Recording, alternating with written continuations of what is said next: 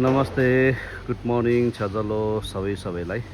आज 2083 साल असारको 30 गतेको दिन तपाईहरुलाई मैले गुम्बाका केही दृश्यहरू देखाउँदैछु।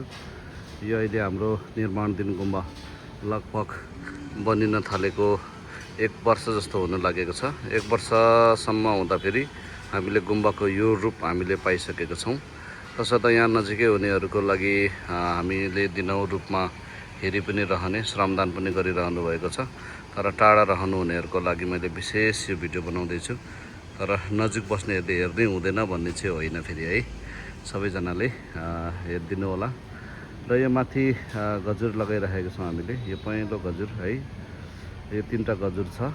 तसर्थ यो गजुर एकदमै सुनौलो रङको, सुनौलो वर्णको छ। र यो तलको कामहरू लगभग हामीले सकिन लागेको छ। यसलाई चाहिँ तोक भनेर भनिन्छ।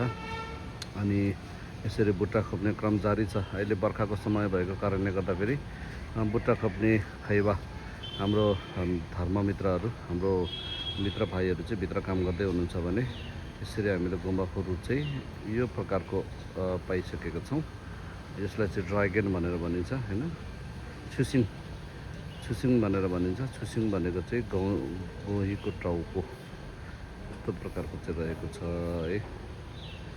अझै पनि बन्दैछ, म तपाईहरुलाई भित्र पनि देखाउने छु। सिमसिम पानी पनि परिरहेको छ। यसरी हामीले यो बुट्टालाई नजिकदेखि निहाल्दाखेरि चाहिँ यस्तो देखिरहेको छ हामीले। अत्यन्त राम्रो छ। यसलाई अब केही महिना, केही समयपछि पेन्टिङ पनि गर्नेछौँ। अब यतापट्टिबाट चाहिँ हाम्रो यो मानी खोर्नको राख्नको लागि यहाँनिर हाम्रो मिस्त्री भाइहरूले तमातम काम गरिरहनु भएको छ, पानीझरीमा पनि हैन। अनि यो चाहिँ हामीले देखिरहेका छौँ। यो चाहिँ क्याम्पपट्टिको है, सबैजनालाई म देखाउँदैछु। यो चाहिँ हाम्रो यतापट्टि बिपी कोइराला विज्ञान प्रतिष्ठान इमर्जेन्सी आपतकालीन चाहिँ यहाँनिर उपचार गरिन्छ भने यहाँनिर चाहिँ हामीले यो मानी खोर्न राख्नको लागि चाहिँ यस्तो भाग छुट्याएर राखेका छौँ। र उहाँहरूले चाहिँ अब यो मानी खोर्नको राख्नेको बेस खन्दै हुनुहुन्छ। अब यो केही दिन पछाडि हामीले यो मानी खोर्नको लागि पनि ढलाइ गर्नेछौँ, प्लास्टर गर्नेछौँ। यस्तो तरिकाको हामीले यो गुम्बा देखिरहेका छौँ। यहाँ कामहरू निकै बाँकी छ अहिले पनि, अझै पनि काम निरन्तर धेरै गर्नुपर्ने छ। यो चाहिँ हाम्रो मूलद्वार हो भने यहाँदेखि हामी प्रवेश गर्नेछौँ। र यो भित्रपट्टि पनि काम धमाधम भइरहेको छ। यहाँनिर सिन्धुपाल्चोकको खैबा मित्रहरूले काम धमाधम गरिरहनु भएको छ। यसलाई चाहिँ पेमारा छेचा भनेर भनिन्छ। पेमारा छेचा बनाउने काम भइरहेको छ। लगभग 2 हप्ता 3 हप्ता भित्रमा सक्नेछ। यस्तो प्रकारको बुट्टा बन्दैछ। धरान चाहिँ अत्यन्त गर्मी भएको कारणले गर्दाखेरि बिना वस्त्र नै उहाँहरूले चाहिँ यसरी काम गर्दै हुनुहुन्छ। अत्यन्त गर्मी छ अहिले। र यो साइड चाहिँ यो 3वटा मूर्तिहरू राख्ने ठाउँ हो। तसर्थ यतापट्टि काम बाँकी नै छ। यतापट्टि यो साइडमा चाहिँ काम धमाधम भइरहेको जानकारी गराउँदछु। यो चाहिँ हामीले उत्तरपट्टिबाट देखिने यो 2वटा छुसिङहरू चाहिँ बनिसकेको छ। र माथि चारा पनि बन्दैछ। त्यो पनि लगभग बनिसक्नु लागेको छ भने यो पछाडिपट्टिबाटको हाम्रो यो दृश्य हो। हामीले पछाडिपट्टिबाट जुन गुम्बाको भाग देख्छौँ त्यो चाहिँ यो हुनेछ।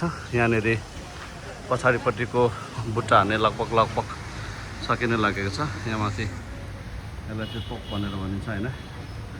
यो भित्रबाट चाहिँ के छ भन्ने सोच्नु होला। यहाँ चाहिँ भर्याङ माथि दोस्रो तला तेस्रो तलासम्म पुग्ने भर्याङ चाहिँ यहाँ भित्रभित्रै जाँदैछ। तसर्थ यसरी हामीले यो गुम्बा चाहिँ यसरी निर्माण गर्दैछौँ। यसलाई चाहिँ गुम्बा चोक भनेर हामीले नामाकरण गरेका छौँ। यहाँनिर पूर्व मेयर माननीय हर्क सम्बङ ज्यूले चाहिँ यहाँनिर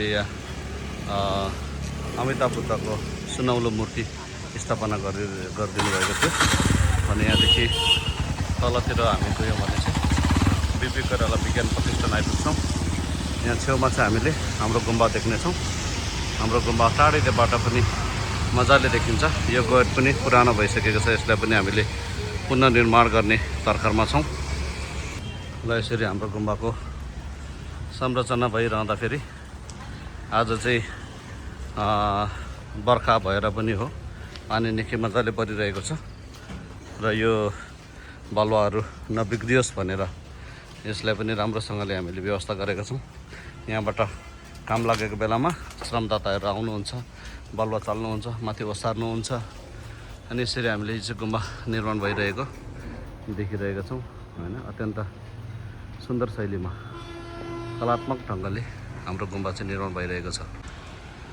यहाँ चाहिँ यो उत्तरपट्टिबाट हाम्रो गुम्बालाई निहाल्दाखेरि चाहिँ यस्तो देखिन्छ। माथि गजुर पनि देखिरहेका छौँ भने यहाँ मिस्त्री भाइहरूले पानी झरीमा पनि तिरपाल टाङ्गी काम गरिदिइराख्नु भएको छ र गुम्बाको संरचना यस्तो हुँदैछ। सबैजनालाई जानकारी गराउँदछु र यो आप पनि सकेको छ। यसपालि चाहिँ हाम्रो मिस्त्री भाइहरूको लागि, लामा गुरुहरूको लागि यहाँ भोजन तयारी हुँदैछ। हाम्रो अध्यक्षज्यू पनि देब्रे हातले फर्सी काट्दै हुनुहुन्छ। यहाँ हाम्रो गुरुले हाम्रो निर्माण उपाध्यक्षज्यू हुनुहुन्छ, उहाँले होइन यहाँ सब्जी केलाउँदै हुनुहुन्छ। सनम भाइले यहाँ खाना बनाउँदैछ। यहाँ हाम्रो दाल ल हाम्रो रिन्सन भाइ केही दिनको लागि छुट्टीमा गएको कारणले गर्दाखेरि त्यसरी उहाँहरू सबैजनाले भलेन्टियर सहयोगीहरूले खाना बनाउँदै हुनुहुन्छ। खाना मिठो पाक्छ, खाना आउनुहोस् होइन। सबैजनालाई निमन्त्रण।